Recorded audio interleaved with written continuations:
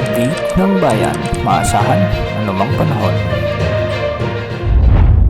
Magandang araw po sa ating lahat. Narito na ang pinakaling update sa magiging lagay ng ating panahon sa araw na ito at sa mga susunod na araw. Sa kasalukuyan ay patuloy na lumalayo sa ating kalupaan ang Bagyong Ada na kung saan huli itong namataan sa layong 940 km silangan ng Northern Luzon. Taglay pa rin nito ang lakas ng hangin na umaabot sa 55 km per hour malapit sa gitna at pagbugsong umaabot sa 70 km per hour. Kumikilos ito ngayon ng pasilangan sa bilis na 25 km per hour. Base sa pagtataya ng Pag-asa ay unti-unti na tong hihina at bukas inasa ang magiging LPA o low pressure area na lamang ito dahil sa interaction nito sa malakas na pagbugso ng amihan. Hindi na ito makakaapekto sa anumang bahagi ng ating bansa simula bukas at ang amihan o shear line na lamang ang magdadala ng mga pag-ulan sa ilang mga lugar sa ating kapuluan.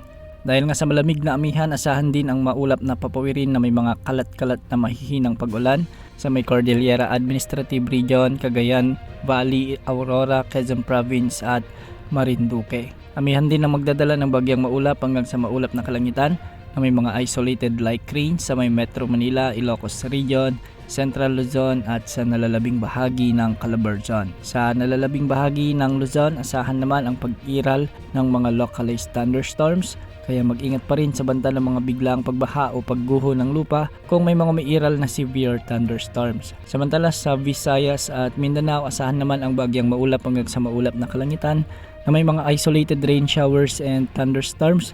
Dulot pa rin ito ng mga localized thunderstorms. Mag-ingat pa rin po sa banda ng mga biglang pagbaha at pagguho ng lupa, lalo na kung may mga umiiral na severe thunderstorms. Para naman sa lagay ng mga pag-alon sa ating mga karagatan, ang mga karagatan ng Northern Luzon ay magiging maalon pa rin.